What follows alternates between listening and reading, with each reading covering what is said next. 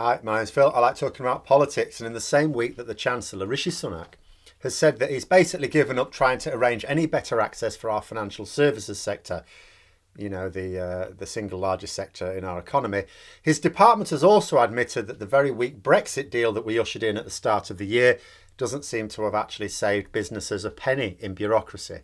But first, if you'd like to be notified of daily news and politics, please subscribe to the channel and click the bell notification icon. So there was a report in the Times, and it had HM Revenue and Customs admitting that the £7.5 billion that British businesses need to spend dealing with post-Brexit customs declarations per year is the same amount they'd have had to spend if we ended up with no deal at all. Now, that's not to say, well, what was the point of the deal then if it didn't even make things better? Overall, the deal obviously was better than a no deal. No deal would have meant tariffs on a whole range of goods that we exported to the EU. That would have hit the competitiveness of many of our businesses even more. It might also have made us look even weaker in trade negotiations. Because in theory, you might say that tariffs would also have been placed on EU imports into Britain. It works both ways. But we almost certainly wouldn't have done. We're already not carrying out checks on EU imports because it would strangle supplies of important commodities like food and medicines, along with everything else. Trying to slap tariffs on them as well would be both, difficult to manage given that we're not really checking much, and make the costs of the already not enough supplies increase further. But anyway, we got away with the tariffs. Well, sort of, except for goods where they fall foul of rules of origin.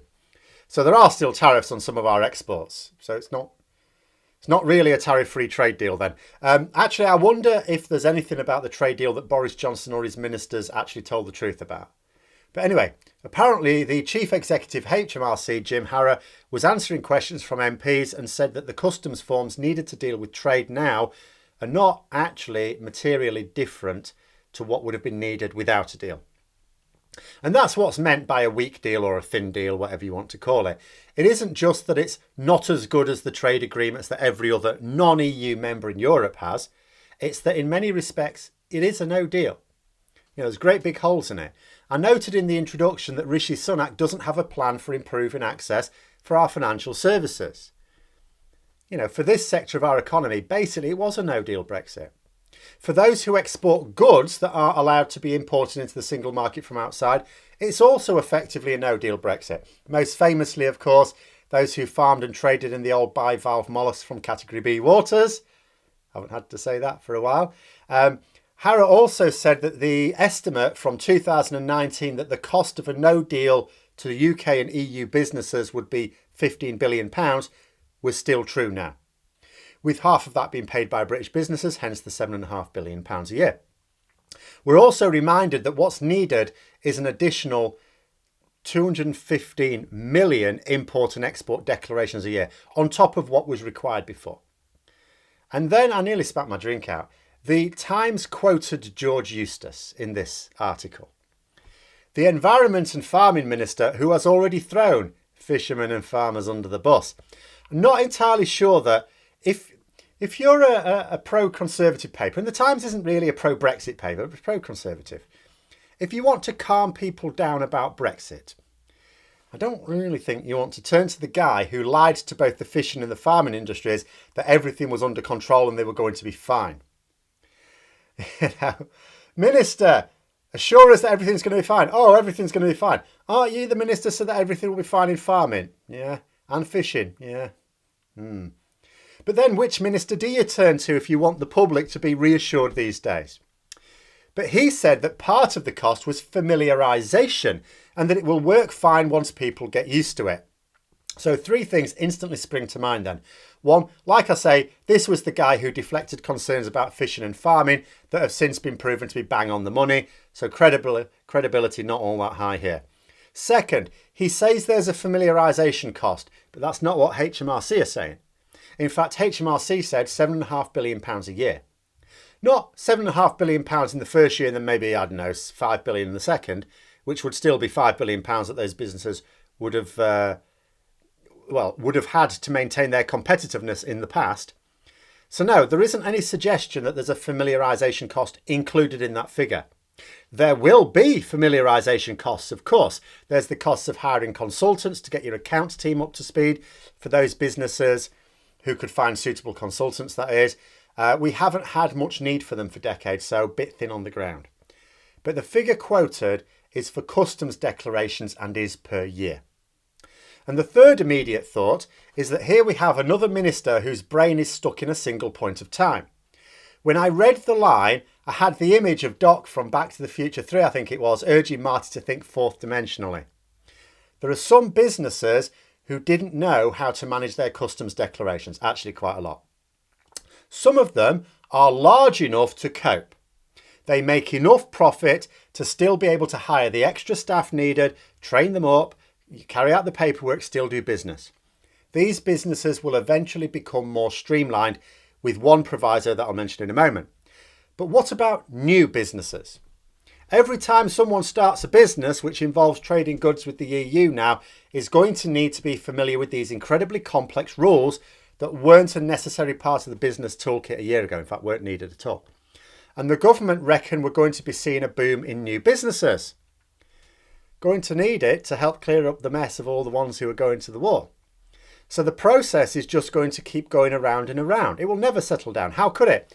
The only way to actually settle the process down is not to think of businesses as being fixed in time, which they aren't. It's to improve the systems to make them smarter.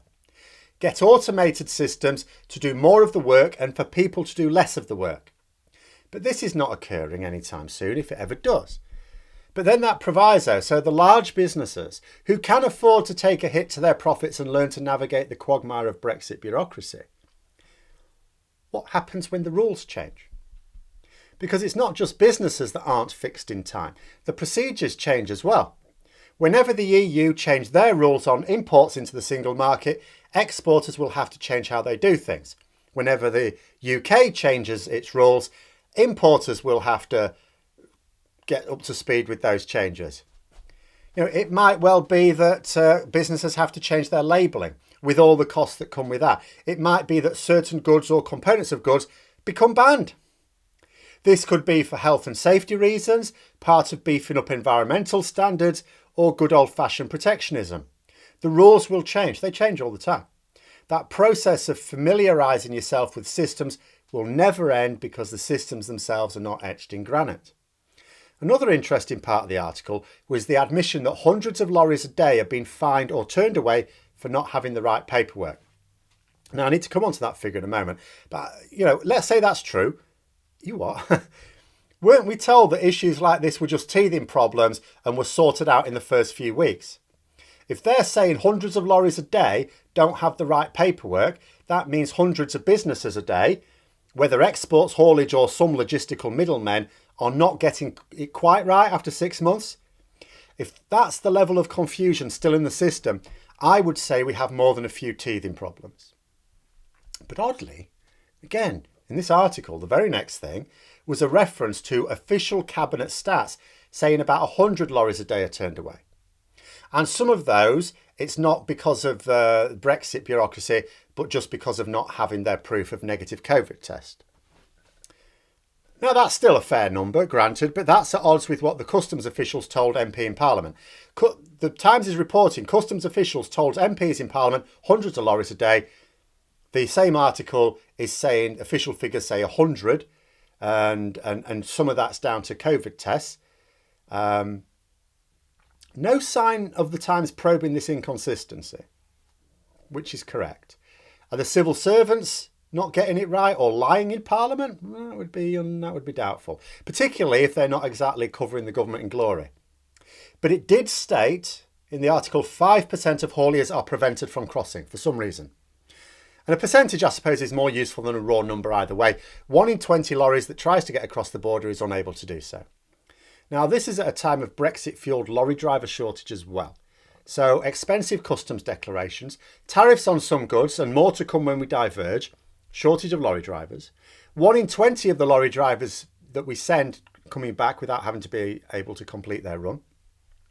There will have to come a time when the government stop wasting time denying the problems and start dealing with them. I just don't know when that will be or how much damage will be done first.